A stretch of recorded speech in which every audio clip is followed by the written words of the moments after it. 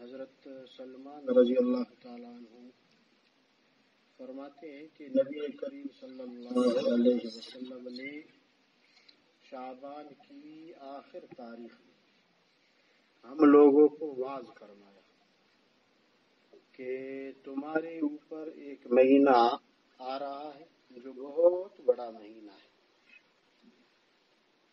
بہت مبارک مہینہ ہے۔ اس میں ایک رات ہے شب قدر جو 1000 مہینوں سے بڑھ کر ہے۔ اللہ تعالی نے اس کے روزہ کو فرض فرمایا اور اس کے رات کے قیام یعنی تراویح کو ثواب کی چیز بنایا ہے۔ جو شخص اس مہینہ میں کسی نیکی کے ساتھ اللہ کا قرب حاصل کرے، ایسا ہے جیسا کہ غیر رمضان میں فرض کو ادا کیا، یعنی رمضان میں اگر کوئی نفل عبادت ہو وہ فرض کے برابر ہو جاتا ہے۔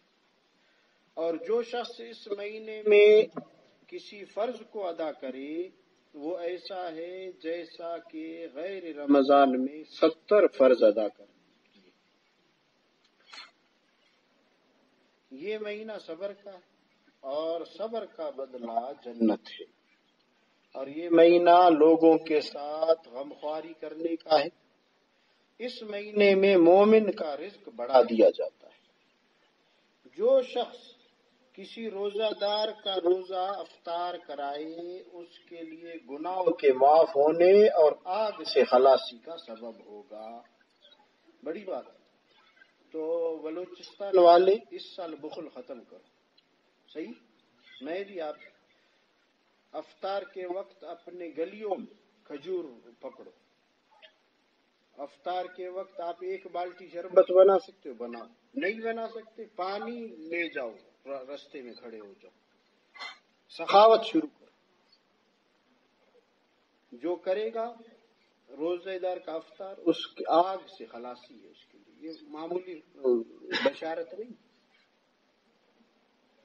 خود وقت نہیں ہے کسی کو دے دو، چھوٹا بچہ ہے اس کو خرچہ دے دو، کہو یہ کھڑے ہو جاؤ روڈ پہ کھجور بانٹو۔ آپ جتنی سخاوت کریں گے اللہ کے دروازے کھلیں گے۔ یہ مسلمان کھائیں گے، مسلمان چھوڑ دو، کافر بھی چھوڑ دو۔ آپ خنزیر کو کھلاؤ اللہ اس کا بھی اجر دے گا، کتے کو کھلاؤ اس کا بھی اجر دے گا۔ یہ اللہ کی مخلوق ہے، معمولی بات تو نہیں۔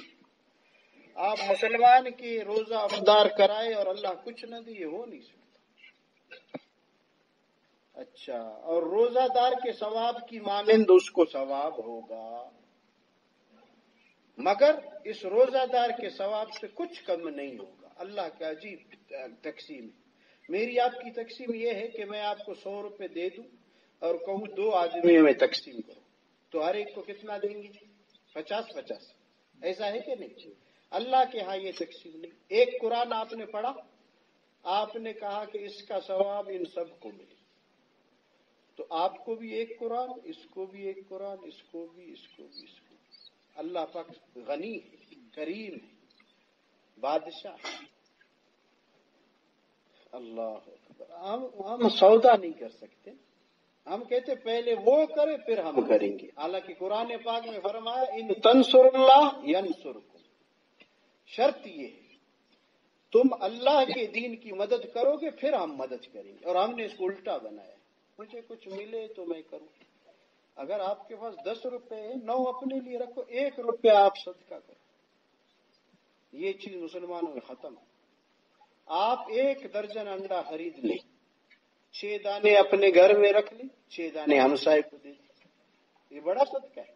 اللہ کے ہاں یہ بڑا ہے، ہمارے ہاں تو 6 انڈے۔ صدقہ اگرچہ چھوٹا ہو اس کو چھوٹا نہ سمجھے۔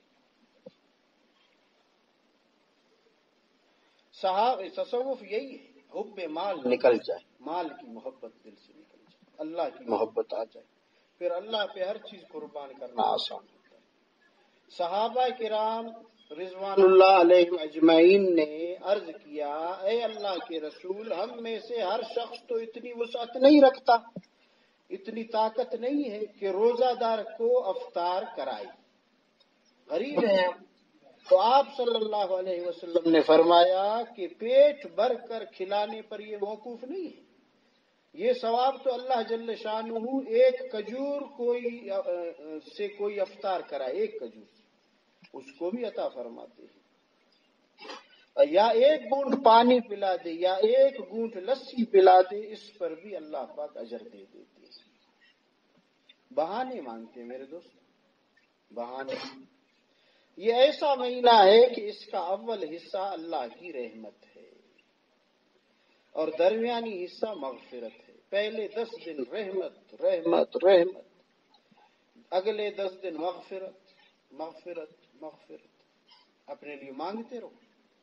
اور آخری حصہ آگ سے آزادی کا ہے، خلاصی. جو شخص اس مہینے میں ہلکا کر دے اپنے غلام و خادم کے بوجھ کو، حق تعالی شانہ اس کی مغفرت فرما دیتے ہیں. تو اس میں بیوی بھی شامل ہے گھر میں، اس کے بوجھ کو بھی ہلکا کرو، کچھ مدد کرو اس کے ساتھ. اور اگر کچھ نہیں کر سکتے تو خدا کے لیے افطار کے وقت اس کو گالی مت دے دو، افطار کے وقت اس کو مارو مت. یہ آپ کے پٹھان بلوچ تو غیرت ادھر دکھاتے ہیں، اس طرح نہ کرو. سارا روزہ اپنا خراب کیا، ادھر بیوی کونے میں رو رہی ہے اور یہ بے ضمیر یہاں افطار کر رہا ہے، اس کا اجر ملے گا. اللہ کے غضب کو دعوت دے رہے. تو لہذا جو یہ کہتا ہے میں تصوف والا ہوں، اللہ اللہ کرتا ہوں، وہ اس وقت تک اللہ والا نہیں بن سکتا جب تک اللہ کی مخلوق کو اپنے سے افضل نہ سمجھے. یاد رکھو اس بات. اللہ کی مخلوق ایسے نہیں، یہ اللہ کا کنبہ ہے. ایک بیوی آپ کو دے دی، وہ بھی اللہ کی طرف سے تحفہ ہے. اور آپ رمضان جیسی برکت والے مہینے میں یہ حال ہے آپ کا. اگر آپ گھر میں اس وقت لڑائی کرتے ہو، باہر نکلو، مسجد میں جا کے بیٹھو، ایک کھجور جیب میں ڈال دو، ادھر افطار کرو تاکہ بد اخلاقی سے تو بچو. اچھا جی. اور یہ آخری اشرا، اچھا یہ فرمایا کہ جو شخص اس مہینے میں ہلکا کر دے اپنے غلام و خادم کے بوجھ کو، حق تعالی شان اس کی مغفرت فرماتے ہیں اور آگ سے آزادی فرماتے ہیں. ایک مولانا نے کہا کہ میں نے رمضان میں گھر میں کام کروایا تو مجھے یہ حدیث کا ٹکڑا یاد آیا کہ اپنے خادم غلام کے بوجھ کو کم کرو. میں نے اسے کہا کہ مزدور ماما کچھ سوچا، دوپہر کا وقت اس انگور کے نیچے سائے. وہ حیران ہو گیا، کیسا بے وقوف کے ساتھ ہمارا پالا پڑا، پیسے بھی دیتا ہے. لوگ ایسوں کو بے وقوف سمجھتے جو حدیث کے عمل کرتے. اور مجھے سلانے کا بھی کہہ رہا. میں نے کہا سوچو، اس کو بھی سلایا، میں بھی سو گیا. گرمی، ظہر کی اذان میں اٹھے، اس نے بھی نماز پڑھی، میں نے پھر کام شروع ہو گیا اثر. اس نے کہا اس کام میں اتنا برکت تھا جیسے 2 آدمی کرتے، اتنا برکت. ہم نے اصل میں یہ ان فرمان کو غور سے دیکھا نہیں، اس پہ عمل نہیں کیا، اس لیے ہمیں سمجھ نہیں آ رہی. اچھا، اور 4 چیزوں کی اس میں کثرت رکھا کرو، 4 چیزیں رمضان، جن میں سے 2 چیزیں اللہ کی رضا کے واسطے ہیں اور 2 چیزیں ایسی ہیں کہ جن سے تمہیں چارہ کار نہیں. پہلی 2 چیزیں جن سے تم اپنے رب کو راضی کرو وہ کلمہ طیبہ اور استغفار کی کثرت ہے. اس رمضان کے مہینے میں 2 چیزیں یہ ہیں، لا الہ الا اللہ اور استغفار کی کثرت. لا الہ الا اللہ کی حقیقت کیا ہے؟ لا الہ الا اللہ کی حقیقت ہے دل کو مخلوق سے پاک کرنا. اور استغفار کی حقیقت کیا ہے کہ گناہوں سے بچنا. جو 1000 مرتبہ استغفار کرے اور کسٹم کے چوک پہ جائے، مسلمان میری ماں میری بہن کو دیکھے، ہماری ماں ہے کہ نہیں؟ بتاؤ اس کے 1000 مرتبہ استغفار قبول؟ اس نے تو آنکھ کو استغفار پہ نہیں لگایا ہے. اور جو 1 مرتبہ استغفر اللہ کہے، 1 مرتبہ، 1000 نہ، اور چوک پہ جائے، مسلمان عورت گزر رہی ہے، کافرہ عورت ہے، गुजर रही है, इसको याद आए कि मेरा अल्लाह मुझे अर्श से देख रही है, मैं आंख गलत इस्तेमाल नहीं करूंगा। ये एक इस्तिग़फ़ार वाला बेहतर है या वो 1000 वाला? तो इसकी हकीकत समझो मेरे दोस्तों। ऐसे नहीं सारा दिन इस्तिग़फ़ार और गुनाह भी करते रहते। खैर, और दूसरी दो चीजें ये है कि जन्नत की तलब करो और आग से पनाह मांगो। जन्नत की तलब, आग से पनाह। अपनी जबान अगर और नहीं आता, जन्नत अल्लाह से उठते बैठती, जन्नत मांगो, जहन्नम से पनाह, आग से पनाह। जो शख्स किसी रोजेदार को पानी पिलाए, बस सादा पानी के अल्फाज है, हक ताला क़यामत के दिन मेरे हौज से उसको ऐसा पानी पिलाएंगे जिसके बाद जन्नत में दाखिल होने तक उसको प्यास नहीं लगेगी। ये छोटी फजीलत बहुत बड़ी। तो इस साल सखावत करेंगे इंशाल्लाह। पिछले साल आप अपने लिए घर शरबत ले जाते थे, इस साल हमसायों के लिए भी ले जाओ, बहन के लिए भी ले जाओ जिसकी शादी हुई है, बेटी की शादी हुई है उसके लिए भी ले जाओ, और हर असर को शरबत बना के तकसीम करो, सखावत। हजरत मौलाना शाह मोहम्मद अहमद, चूंकि ये तसव्वुफ वाले साथी बैठे हैं तो उनके लिए ये बहुत बेहतर है ये बातें सुन। हजरत मौलाना शाह मोहम्मद अहमद साहब दामत बरकातुहुम इलाहाबाद के बहुत जलीलुल कद्र बुजुर्ग हैं। मौलाना अली मियां मेरे शेख और बड़े बड़े उलमा और मुहद्दिसीन इनसे दुआएं लेने जाते हैं। एक मर्तबा फरमाने लगे, देखो बाल बच्चों का होना, पोता पोती, नवासा नवासी, बेटा बेटी, दामाद, ये सब फिक्रें जो हैं ये बड़ी नेमत है। फिर हंसकर फरमाया कि अगर हजरत मंसूर रहमतुल्लाह अलैह के दामाद, बेटियां, पोते और नवासे होते तो, और बेटी आकर रोती कि आज मेरे शौहर ने मुझे सताया है, और नवासे को पेचिश लगी हुई है, और पोता कहता कि मुझे जुकाम हो रहा है, और बीवी दरवाजा खटखटाती कि ये लाओ वो लाओ, नमक नहीं है, मिर्चे नहीं है, धनिया नहीं है, तो फरमाया कि कभी मंसूर वो अनल हक का दावा नहीं करता। यकसुई की वजह से, रिश्तेदार न होने की वजह से वो इतना अल्लाह की उसमें मगन हो गया, हुजूरी का इतना गलबा हो गया यकसुई की वजह से कि अनल हक का दावा निकला। ये वो पुराने साथी इंशाल्लाह समझ जाएंगे। जिस वक्त तुम्हारे दिल पर अल्लाह ताला की हुजूरी का गलबा हो, नबी की सोहबत से या नबी के गुलाम किसी अल्लाह के वली की सोहबत से, तो उस वक्त अल्लाह के हुकूक अदा करने की तुम्हारी काबिलियत बढ़ जाती है, और जब उसमें कुछ कमी आ जाए तो बाल बच्चों के हुकूक अदा करने की सलाहियत बढ़ जाती है। अगर हर वक्त वही हालत हो तो तुम अल्लाह ताला का हक तो अदा कर लोगे, लेकिन बाल बच्चों के लिए रोटी की फिक्र और बाल बच्चों के लिए दुकान खोलना मुश्किल हो जाएगा। ये है एतदाल। इसीलिए जिन लोगों के ऊपर बाल बच्चों की जिम्मेदारी नहीं थी वो मजजूब हो गए, बल्कि उनके मुंह से अनल हक निकल गया। तो लिहाजा ये जो रिश्तेदार है इनके हुकूक है, तसव्वुफ इसी को कहते हैं। बैतुल्लाह में हम बैठे थे तो वहां एक बहुत बड़े मुफ्ती साहब लाहौर की, मेरे रिश्तेदार भी मेरे साथ। मैंने कहा इस मुफ्ती साहब के साथ आपका ताल्लुक है तो आप बैत भी हो जाए इस बैतुल्लाह के सामने, नूर नला नूर है। तो एक बूढ़ा बाबा बैठा, उसने उसको कहा बैत मत होना। मैंने कहा क्यों? वो भी हमारे साथ है। उसने कहा फलां के बैत हुआ और उसके बाद वो हर चीज अपने मुर्शिद के लिए ले जाता था, घर ना आटा लाता था, ना आलू, ना प्याज। देखो एक की बेवकूफी की वजह से आज हमने ये तालीम में पढ़ी बात कि हुकूकुल इबाद जरूरी है, बाल बच्चों के हक जरूरी है, अल्लाह रब्बुल इज्जत ने ये रखे। तो चाहिए ये कि एतदाल, मियाना रंग, शरीयत भी यही बताती है। इसलिए हजरत थानवी रहमतुल्लाह अलैह फरमाते हैं कि मैं सालिकीन को हिदायत करता हूँ। हजरत का चिश्तिया सिलसिला था। वो अपने मुरीदीन को क्या फरमाते थे کہ خلوت میں اتنی دیر کے لیے رہو جتنی دیر شیخ کے بتائے ہوئے ذکر و فکر اور تلاوت ہے، اور جب معمولات پورے ہو جائے تو فوراً اپنے ماں باپ کے، بال بچوں کے حقوق میں لگ جاؤ۔ یہ ہے شریعت۔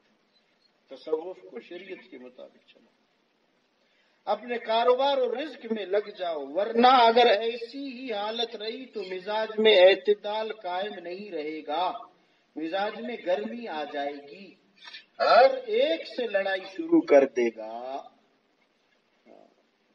فقیر بن جائے گا، ملنگ بن جائے گا، لوگوں کے کپڑے پاڑے گا، اور اس کو اللہ اللہ والا لوگ کہیں گے۔ بے وقوفی کی انتہا۔ کسی ایک صحابی سے ثابت کر لو کہ انہوں نے اس طرح کیا۔ آج لوگ تصوف کو بدنام کر چکے ہیں، کوئی کیا اپنے سے اس میں ڈال رہا ہے، کوئی کیا، تو خیال رہے ایسوں سے تعلق جوڑے جو شریعت کے عین مطابق چلائے۔ یہ خیالات کی وجہ سے یا کسی خواب کے دیکھنے کی وجہ سے اس کو حقیقت سمجھے اور اس کے پیچھے دوڑتا رہے، اس سے بچتے رہنا چاہیے۔ بظاہر کہے گا کہ میں بڑا جلالی فقیر ہوں، لوگوں کے کپڑے پاڑ رہا ہے، ہاں ہاں کر رہا ہے، ادھر ادھر پھینک رہا ہے اپنے آپ کو، میرے جلال کی تم تاب نہیں لا سکتے ہو، ایسے کہہ رہے ہیں۔ لیکن وہ جلالی نہیں، پاگل ہونے کے قریب ہو رہا ہے۔ حضرت نے کیا فرمایا؟ وہ پاگل ہونے کے قریب ہو رہا ہے۔ تو اللہ کے لیے اللہ کے نام کو بدنام نہ کرے۔ اللہ کا نام پاگل نہیں کرتا بلکہ پاگلوں کو تندرست کرتا ہے۔ اسی لیے شیخ کی ضرورت پڑتی ہے۔ ایک شخص نے حضرت کو لکھا، حضرت تھانوی صاحب رحمۃ اللہ علیہ کو، غور سے سن، کہ مجھے آج کل ذکر میں روشنی نظر آ رہی ہے، میں جب بیٹھتا ہوں اللہ اللہ کرتا ہوں، آنکھیں بند ہے، روشنی نظر آتی ہے۔ کوئی جاہل پیر ہوتا تو کہتا کہ مبارک ہو تجلی نظر آ گئی ہے۔ اس میں شک نہیں کہ تجلی بھی نظر آتی ہے، لیکن ہر مجھ جیسے للو بجو نتو خیرو کو تجلی نظر نہیں آتی۔ اس کے لیے بڑے تقوی کی ضرورت ہے، پرہیزگاری کی۔ تو اگر جاہل پیر ہوتا وہ کیا کہتا؟ حضرت فرماتے کہ مبارک ہو تجلی نور نظر آ گیا، اب جلد ہی عرش پر پہنچنے والے ہو۔ جاہل پیر یہ کہتا، اس کو اور اڑاتا۔ لیکن حضرت تھانوی تو تھانوی تھی۔ حضرت نے کہا، کیا جواب لکھا؟ فرمایا کہ یہ روشنی علامت ہے آپ کے دماغ کے خشکی کے بڑھ جانے کی۔ پتہ چلا آپ کے دماغ کی خشکی بڑھ گئی ہے۔ ظاہری تو میں نہیں دیکھتا ہوں کہ تقویٰ اتنا زیادہ ہے تمہاری، خشکی بڑھ گئی ہے، لہذا ذکر ملتوی کرو۔ ملتوی مانا التوا میں رکھو، مکمل بند نہ کرو، چند دنوں کے لیے بند کرو، اور دماغ میں بادام کا تیل لگاؤ، اور خمیرہ گاؤ زبان جوائر والا کھاؤ، اور باغ میں ٹہلنا شروع کر دو، شبنم پر پڑی گھاس پہ ٹہلنا شروع کر دو صبح کے وقت۔ دیکھا آپ نے، یہ ہے شیخ اس طرح تربیت کرتے۔ ایک صاحب تھانہ بھون میں آئے حضرت کی خانقاہ میں، غور سے سننے کی بات ہے، بزرگوں کی بات ہے۔ میں تو الحمدللہ تھکتا نہیں، اگر اس دعا کے بعد آپ مجھے کہ ادھر جاؤ بیان کرنا ہے، میں حاضر ہوں۔ میں نے اپنی زندگی اسی لیے دی ہے، میں پیدا اسی لیے ہوا ہوں الحمدللہ۔ آپ مجھے روزانہ کہیں کہ 10 جگہ آپ نے بیان کرنا ہے، میں حاضر ہوں، یہ میرا کام ہے۔ تو آپ بھی نہ تھکو، آپ اسی کے لیے پیدا ہوئے ہیں۔ وہ اور بات ہے، شیطان نے مجھے کالج میں پھنسایا، آپ کو یونیورسٹی میں، اس کو دکان میں، اس کو درزی کے پاس، اس کو کہاں، اس کو کہاں۔ یہ وقت قیمتی ہے جو ہم بازار میں گزار رہے ہیں، اس کا جواب دینا پڑے گا۔ تو تنگ تو نہیں، تنگ نہ ہونا، ابھی رمضان کی تیاریاں ہیں انشاءاللہ۔ ایک صاحب تھانہ بھون میں حضرت کی خانقاہ آئے، حضرت سے مرید تھے، اور ایک پر داروغہ بنے، ہر ایک پر داروغہ بنے، چوکیدار۔ ابھی آیا ہے اپنی اصلاح کے لیے، خانقاہ میں رہ رہا ہے، لیکن سب پہ داروغہ بن گئے۔ کسی کو کہہ رہے ہیں کہ تم نے یہاں لوٹا کیوں رکھ دیا ہے؟ اب مرید ہے اپنی اصلاح کے لیے خانقاہ آئے کہ چند دن لگاؤں، اور دوسرے مریدوں کو ڈانٹ رہا ہے، لوٹا کیوں ادھر رکھا ہے، یہاں ایسے کیوں کھڑے ہو؟ غرض پوری خانقاہ کے کوتوال بن گئے، ایسے کیوں بن گیا؟ حضرت تھانوی رحمۃ اللہ جب دیکھا تو فرمایا کہ یہاں آؤ، اب اس کی اصلاح کریں گے۔ یہ سب مجھ سے علاج کرانے آئے ہیں یا آپ ان کے ڈاکٹر ہیں؟ حضرت نے ان سے فرمایا میں تمہارا مرشد ہوں، پیر ہوں، یہ اپنی اصلاح علاج کے لیے آئے ہیں یا آپ کے پاس آئے ہیں؟ میرے پاس آئے یا آپ کے پاس؟ آپ مریض ہے یا تھانہ بھون میں ڈاکٹر بن کر آئے ہیں روحانی؟ کہنے لگے میں تو اپنا علاج کروانے آیا ہوں۔ فرمایا آپ تو دوسروں کا علاج کر رہے ہیں، عجیب مریض ہو۔ آپ نے تو سب کو انجیکشن لگانا شروع کر دیا ہے، آپریشن کرنا شروع کر دیا ہے۔ پھر فرمایا کہ تمہارے اندر کبر ہے، کبر، لہذا آج سے تمہارا ذکر ملتوی ہے، ختم نہیں کیا، ملتوی التوا میں رکھنا چند دنوں کے لیے۔ ابھی تمہارا معدہ حلوہ کھانے کے قابل نہیں ہے، تمہیں جلاب دیا جائے گا تاکہ کبر نکل جائے۔ فاسد المعدہ کو پہلے جلاب دیا جائے گا تاکہ پیٹ سے سب سفرا اور گندا مادہ نکلے، پھر حلوہ ملے گا۔ ذکر ابھی نہ کرو، ابھی ہم تمہارا علاج کریں گے۔ ذکر حلوہ ہے لیکن ابھی تمہارا معدہ اس قابل نہیں ہے، لہذا پہلے تمہارے کبر کا علاج ہوگا۔ ابھی ذکر کو ملتوی کرو۔ اور فرمایا کہ میں ذکر کے لیے ترک کا لفظ استعمال نہیں کرتا ہوں، دیکھو ملتوی کا لفظ استعمال کرتا ہوں۔ اللہ کے نام لینے کے لیے ترک کا لفظ کہنا خلاف ادب ہے، لہذا لفظ ملتوی استعمال کرتا ہوں۔ تو فرمایا کہ اب تمہارا علاج یہ ہے کہ وضو خانہ کی نالی صاف کرو، خانقاہ میں، اور بلغم صاف کرو، جو وضو کر رہے ہیں وہ نالی میں بلغم، بیت الخلا صاف کرو اور خانقاہ میں جھاڑو لگاؤ۔ جب میں دیکھ لوں گا کہ تمہارا نفس مٹ گیا پھر ذکر بتلاؤں گا۔ یہ ہے علاج معالجہ، یہ ہے اکڑ دکھانے کا راستہ۔ یہ اکڑ دکھانے کا راستہ نہیں ہے، یہ نفس کو مٹانے کا راستہ ہے۔ مٹائیں گے انشاءاللہ۔ جو جتنا، یاد رکھے میرے دوست، جو اللہ سے جتنا قریب ہے وہ اتنا ہی عاجز ہوگا، یاد رکھے اس بات۔ جو اللہ سے جتنا قریب ہے وہ اپنے آپ کو سب سے کم سمجھنے والا ہوگا۔ اللہ ہم سب کو توفیق دے۔ ہمارے اس اصلاحی مجلس میں ایک عمل ہوتا ہے جس کو مراقبہ کہتے ہیں۔ مراقبہ چند منٹ کا ایک